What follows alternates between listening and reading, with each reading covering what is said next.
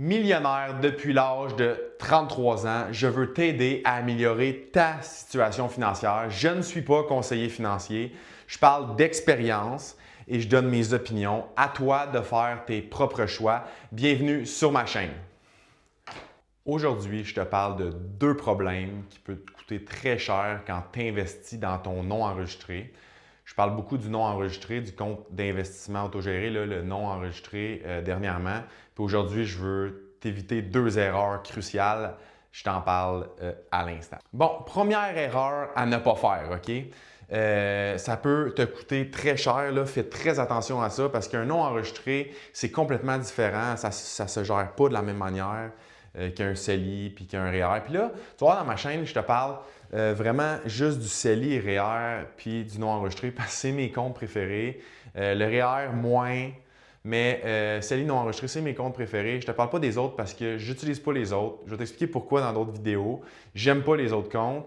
Je te parle des choses que je fais. Hein. Je dis tout le temps que je parle d'expérience. Je donne mes opinions sur les trucs que moi j'ai fait, les choses que moi je passe au travers.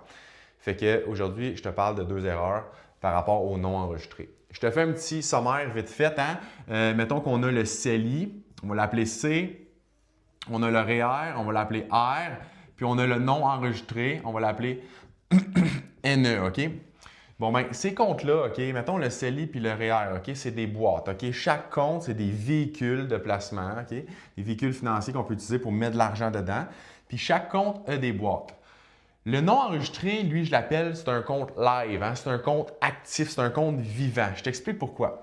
Les CELI, ils ont des boîtes. Fait que tu mets tes cotisations dans le CELI, tu mets tes cotisations dans ton REER, puis une fois que tes cotisations sont à l'intérieur, OK, c'est comme un compte chèque, tu achètes tes placements. Si tu le fais toi-même, bien sûr, j'explique dans d'autres vidéos comment le faire soi-même, mais si tu achètes tes placements toi-même, tu peux aller là-dedans puis acheter tes propres actions puis tout ça. Exemple, dans 1 an ou dans 2 ans, tu n'aimes plus tes choix de placement dans ta boîte. Là. Donc, l'argent que tu as mis là-dedans avec les années, tu veux changer. OK? Donc, tu veux vendre des actions. Donc, dans ton CELI, tu vends des actions. Puis là, il faut faire attention pour ne pas en vendre trop souvent parce que ça peut être déclaré comme un revenu hein, au Canada. Il y en a qui font du trading là-dedans dans le CELI. Bien, tu peux te faire avoir, tu peux te faire pincer parce que tu n'as pas le droit de faire du trading, même si tu es dans un CELI. Tu n'as pas le droit de faire 50 transactions dans une journée. Tu n'as pas le droit de vendre, acheter, vendre, acheter, vendre, acheter, vendre, acheter, vendre, acheter. Bien, les profits de ça, le Canada peut venir te rechercher puis t'imposer là-dessus. Mais mettons que tu ne fais pas ça, puis dans 1 an, tu décides de vendre tes actions, tu décides de changer tes placements, puis d'aller vers une autre trajectoire, acheter d'autres compagnies, vendre des compagnies, puis tout ça. Bien, dans ton CELI, tu peux le faire, il n'y a pas d'impact. Ça veut dire que tu n'auras pas d'impôt, tu n'auras rien. Hein? Tu as le droit avec tes cotisations à l'intérieur de changer d'idée. Mettons, moi, j'achète le SP500, bien, de changer d'idée puis décider d'acheter le VDY, là, qui est un fonds là, qui donne des dividendes élevés du Canada. Bien, je pourrais, dans 1 an ou dans 2 ans, vendre mes placements tout le temps en restant dans mon CELI, vendre mes actions, puis de racheter des actions sans retirer l'argent dans mon compte, hein, en le laissant dans la boîte.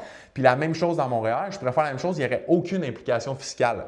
Zéro. Pas d'impôt, zéro. Tu vends tes actions, tu les laisses dans ta boîte tant que tu ne les retires pas dans ton compte personnel. Il n'y a pas d'implication fiscale. Mais le non enregistré, c'est ça qui est dangereux. C'est complètement différent. Fait qu'il y a des règles hein, associées au non enregistré. Je le parle dans mon vidéo REER, alternative plus payante. Il y a des règles associées au non enregistré. Mais le non enregistré, ça ne se traite pas comme ça. Le non enregistré, c'est un compte vivant, c'est un compte live. Fait que tu ne peux pas changer d'idée, puis vendre des actions, puis racheter d'autres actions, puis ne pas avoir d'implication fiscale.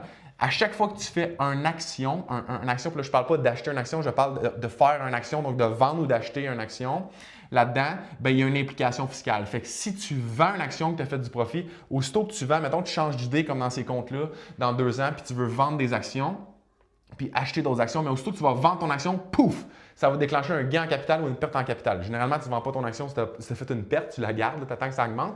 Mais dans 2-3 ans, si tu la vends et tu changes d'idée, mais aussitôt que tu cliques sur le piton Vente OK, dans ta plateforme d'autogestion parce que tu gères tes trucs toi-même, si c'est le cas, bien, tu déclenches une implication fiscale. Ça veut dire que tu vas payer de l'impôt sur 5. Bien là, je te parle du côté personnel, pas du côté de compagnie. Puis en bas de 250 000 par année, parce que la loi l'a changé dernièrement, mais si tu retires un gain en capital si tu vends des actions pour en bas de 250 000 hein, de gain en capital, bien, tu es imposé à 50 %. Fait aussitôt que tu vas peser sur ton piton vente, le gain, bien, 50 % de ça va être ajouté à ton salaire, hein, l'année de revenu que tu l'as fait.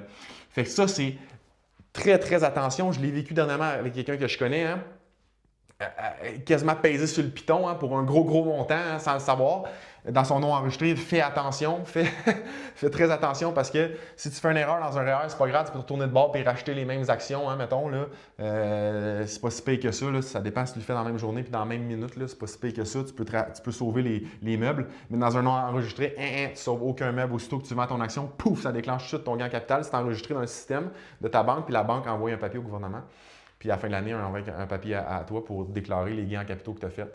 Puis ça, même si tu rajoutes la même action tout de suite après. Fait que, danger numéro 1, danger, faites très attention à ça. Danger numéro 2. Danger numéro 2, c'est que là, dans un nom enregistré, encore là, le fait que j'aime le nom enregistré puis que je l'aime plus que le REER, il y a beaucoup de gens qui capotent, ils ne comprennent pas pourquoi je dis ça puis tout ça. C'est compliqué, j'essaie de l'expliquer de plus en plus. Puis dans une vidéo, je ne peux pas expliquer toute ma pensée au complet. Il y a plein de facteurs différents, mais en gros, dans un nom enregistré, la stratégie qu'il faut utiliser quand tu l'utilises, il faut pas que tu fasses cette erreur-là. Il ne faut pas que tu achètes mettons des CPG, OK, avec des taux d'intérêt assez élevés, mettons à 3 % ou que tu achètes des actions qui versent un gros dividende. Tu ne veux pas acheter des actions qui versent un gros dividende, puis tu ne veux pas acheter des obligations avec un haut taux d'intérêt. Okay? On va l'appeler j'écris pas très bien, je suis désolé. Là. Je connais bien les affaires, mais l'écriture et le français, c'est pas mon fort. Fait que tu ne veux pas acheter des CPG, tu ne veux pas acheter des trucs qui te versent des dividendes ou qui te fait faire du pourcentage en intérêt. Pourquoi? Parce que dans ton nom enregistré, tous les dividendes et les intérêts que tu fais sont taxables, donc sont ajoutés à ton revenu dans l'année d'imposition. Puis c'est pas un gain en capital, ça, c'est traité comme un revenu. Tu sais, je te parle dans le nom enregistré souvent que tu es imposé sur le gain en capital 50 %, c'est ça la force, hein? Pas pour les dividendes puis pas pour les intérêts. Si tu achètes des obligations avec beaucoup d'intérêts ou des actions avec des hauts dividendes, puis des CPG avec un taux d'intérêt plus élevé, là, j'ai mis 3, des fois c'est moins que ça, mais bon, ça c'est ajouté à ton revenu. Mais le gain en capital, tant que tu n'as pas vendu l'action, tu payes 0 impôt. Là. Fait que si ton action que tu as achetée est à 100$, puis elle passe dans l'année ou dans 2 ans ou dans 3 ans à 200$, ben ton taux d'imposition sur ça, c'est 0$ parce que tu n'as pas vendu ton action. Mais si ces actions-là, si tu achètes des trucs qui te donnent beaucoup de dividendes, hein, ben tu n'es pas imposé sur l'augmentation de valeur parce que tu n'as pas vendu ton action, mais tu es imposé sur les dividendes. Fait que la stratégie, l'erreur qu'il ne faut pas faire, c'est ça. Fait que la stratégie, c'est acheter des actions dans un nom enregistré. Tu vas acheter des trucs qui augmentent beaucoup en valeur, hein, selon ce que tu connais en bourse. Qui augmentent beaucoup en valeur, mais qui ont un dividende très bas. Très bas. Fait que moi, le nom enregistré, je l'appelle souvent le mini-CELI parce que si tu utilises cette stratégie-là, tu n'as quasiment pas d'impôt. Tu n'as quasiment pas d'impôt, puis ton placement augmente. Fait que c'est quasiment comme avoir un REER, sauf que tu n'as pas le retour d'impôt à la fin de l'année, mais c'est quasiment comme avoir un REER. Mais quand tu vas vendre, tu as 50 % de ton gain en capital qui est clair dans tes poches, pareil comme un CELI. Fait que moi, ça me fait capoter bien raide. Quand je dis non enregistré, d'habitude, le monde sont comme non enregistré, c'est quoi ça? Moi, je mets des REER, là, puis ils connaissent à peine le CELI, mais ils mettent des REER, mais ils ne connaissent pas le non enregistré. Je suis comme c'est le non enregistré, c'est ultra puissant, là, c'est comme un CELI, mais à moitié. En tout cas, moi, je ne comprends pas pourquoi les gens ne connaissent pas plus ça, mais c'est ça que je veux dire aujourd'hui, c'est les 2 erreurs à ne pas faire avec ton nom enregistré. Fait que tu ne veux pas acheter des trucs qui te donnent beaucoup de dividendes et beaucoup d'intérêts, puis tu ne veux pas vendre des actions pour faire des changements dans ton année si tu n'as pas compris qu'il y avait une implication fiscale, que tu allais payer du gain en capital aussitôt que tu pesais sur le piton vendre, hein, qui n'est pas la même chose comme dans ton CELI et dans ton REER, que tu peux vendre si tu laisses tes actions dedans puis tu rajoutes d'autres sortes d'actions, il n'y aura pas d'implication fiscale. Fait que c'est ça que je voulais te dire aujourd'hui. Si tu aimes mes vidéos, s'il te plaît, like, abonne-toi, écoute la prochaine vidéo ici. YouTube devrait t'en suggérer une selon l'algorithme que tu aimes. Aussi, je voulais dire que j'ai commencé à faire des lives, des vidéos en direct. Dites-moi dans les commentaires quel jour vous aimeriez mieux. Là. Je l'ai fait, là, c'était la première fois que je le faisais, c'était absolument atroce. Là.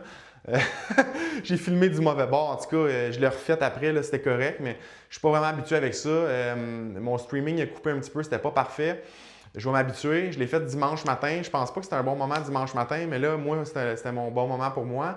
Mais je vais essayer de me céduler plus et de le faire tout le temps au même moment. J'avais pensé à mercredi, là, mercredi soir, là, heure de l'Est, à peu près à 8 heures. Désolé ceux qui sont en France, là, je le sais que c'est pas le meilleur moment parce que c'est la nuit pour vous, mais vous allez pouvoir l'écouter le lendemain matin parce que je le mets tout le temps en rediffusion dans ma section live. Fait que dites-moi dans les commentaires, puis à la prochaine vidéo. Salut, bonne journée!